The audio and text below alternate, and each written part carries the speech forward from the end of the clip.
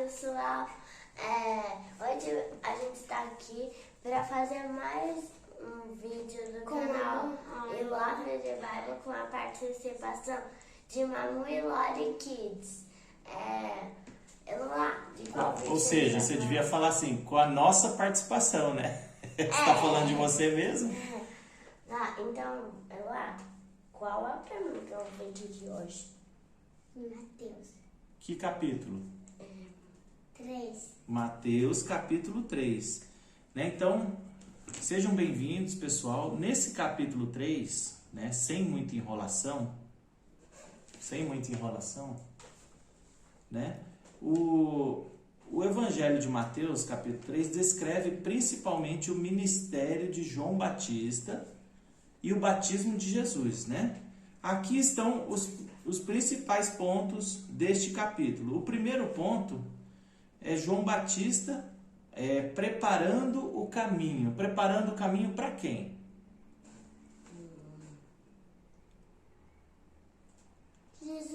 Jesus, né? Eloá, no vídeo de ontem, toda pergunta que fazia, você respondia Jesus, né? Então, João Batista estava preparando o caminho para Jesus, né? Lembrando, quem era João Batista? Qual é o relacionamento dele com Jesus? Ele é primo. Ele é primo, né? Ele nasceu 6 meses antes de Jesus, né? Quando Maria estava grávida de Jesus, a prima dela, Isabel, né, estava grávida de João Batista, e João Batista, quando Maria chegou perto ali, ele sentiu Jesus ali, ele começou a se mexer dentro da barriga da mãe dele, né? Quando o bebê viu que Jesus estava perto ali, né? Então, ele sentiu já a presença de Jesus ali dentro do ventre da mãe dele, né? Você imagina, né? Os bebezinhos sentem tudo lá dentro da barriga. Então, o capítulo começa com a introdução de João Batista, né? Um pregador, profeta, enviado por Deus para preparar o caminho para o Messias, né? Tem até uma profecia que é citada lá no versículo 3, né? A respeito de João, o profeta Isaías tinha escrito o seguinte: alguém está gritando no deserto, preparem o caminho para o Senhor passar, abram estradas retas para ele. Então, olha só, mais ou menos aí uns 700 anos, 800 anos antes de isso acontecer, o profeta Isaías foi lá e profetizou isso aí. Isso aí está lá em Isaías 40. Isso aí está lá em Isaías 40, né? Então, lembrando, né, que o livro de Mateus, ele é o livro que mais menciona as profecias do Antigo Testamento. Por quê? Porque o intuito desse livro é mostrar que Jesus é aquele que havia de vir, que Jesus é o Messias, né? Então ele pregava ali no deserto da Judéia, chamando as pessoas ao arrependimento, ao batismo para remissão dos pecados, né? Muitas pessoas vinham a ele para confessar os seus pecados e serem batizadas, né? E nesse sentido, os fariseus também foram lá para se batizar, né? Os fariseus, os saduceus, né? E a segunda parte desse capítulo, né? Um ponto importante desse capítulo 3 é o conflito de João Batista com os fariseus, né? Os fariseus e os saduceus. E João Batista, ele não tinha medo de confrontar, não, os líderes religiosos da época, né? E ele os repreendeu por sua hipocrisia. O que é hipocrisia? Hipocrisia é quando a pessoa finge que ela é crente, mas não é, entendeu? Você vê ela fazendo tudo bonitinho, em público, mas quando ninguém está vendo, ela faz um monte de coisa errada. Então João Batista não era crente? Não, os fariseus. Os fariseus, porque os fariseus, eles gostavam de pagar, de crentão, assim, eu sou crente, eu dou o dízimo da hortelã, eu dou o dízimo das hortaliças, eu oro 3 vezes ao dia, eu faço isso, eu faço aquilo, né? Mas, ao mesmo tempo, eles faziam coisa errada quando ninguém estava olhando. O que eles faziam? Cometia pecados, né? Todo tipo de pecado. Você entendeu? Então, aí João Batista falou para ele, né? Assim, ó. Ninhada de cobras venenosas, né? Em outras versões fala raça de víboras, né? Ninhada de cobras venenosas. Quem disse que vocês escaparão do terrível castigo que Deus vai mandar?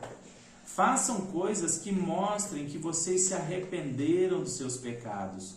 E não digam uns aos outros, Abraão é nosso antepassado, porque eles se achavam mais do que as outras pessoas, só porque era descendente de Abraão, né?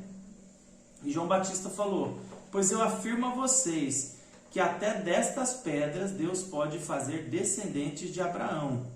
O machado está pronto para cortar as árvores pela raiz. Toda árvore que não dá frutas boas será cortada e jogada no fogo, né? Será cortada e jogada no fogo. O que é machado cortado? É o quê? O que é machado cortado? Que é machado? Então, o machado, ele fala assim, o machado está pronto para cortar as árvores pela raiz, né? A imagem do machado, ela simboliza a ação de Deus na purificação e no julgamento, é o julgamento de Deus, né?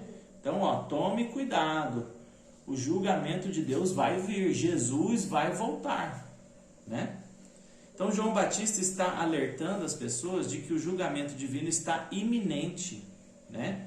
E que Deus está pronto para agir com justiça. Por quê?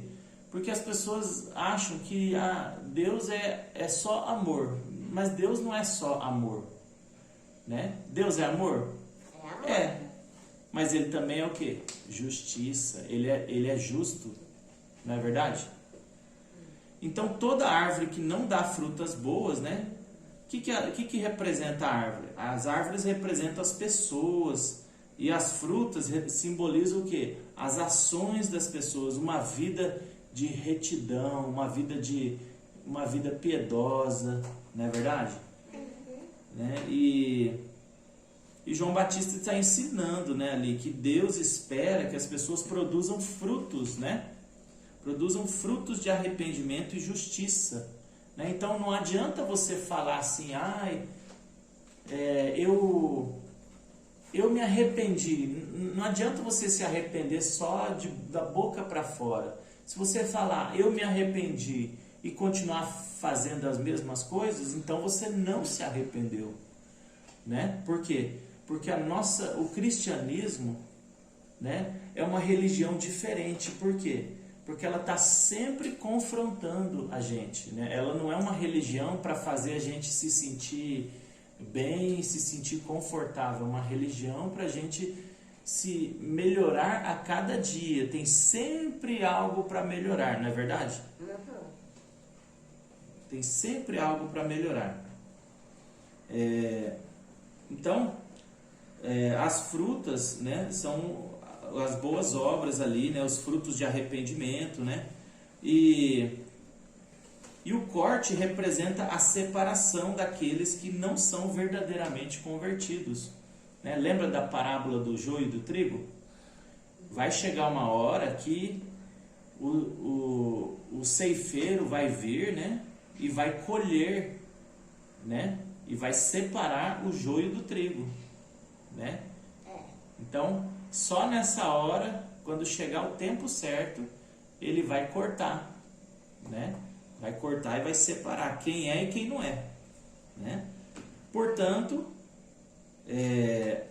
Mateus 3,10, né, que fala ali a importância, né, do arrependimento genuíno, né, e da mudança de vida como preparação para a vinda do reino de Deus, né?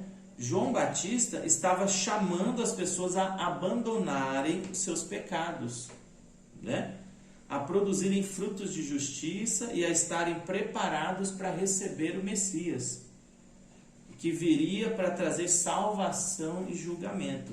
Essa mensagem serve como um lembrete, né, de que a fé deve ser acompanhada por uma vida que reflita os valores do reino de Deus, né? Então, é uma fé que não é uma fé de boca, é uma fé acompanhada de obras vivas e não de obras mortas, né? Então, tem alguma pergunta? Hã? Sim. Qual que é a sua pergunta, Lolinha? Por que Deus se batizou? Como é que é? Mais alto. Esqueci. Ela disse por que Deus se batizou. Por que Deus se batizou? Ah, Jesus, né? Jesus se batizou. Por que Jesus, sendo Deus, teve que se batizar, não é verdade? Sendo que ele nem tinha pecado, né? E era um batismo de arrependimento, né? Então, do que ele estava se arrependendo? O que você acha, Manu? Ele pecou? Por que Jesus teve que se batizar? Se ele não tinha nada para se arrepender? Não sei. Porque ele, na verdade, ele não tinha pecado. Ele nunca pecou. Mas ele se fez pecado por nós.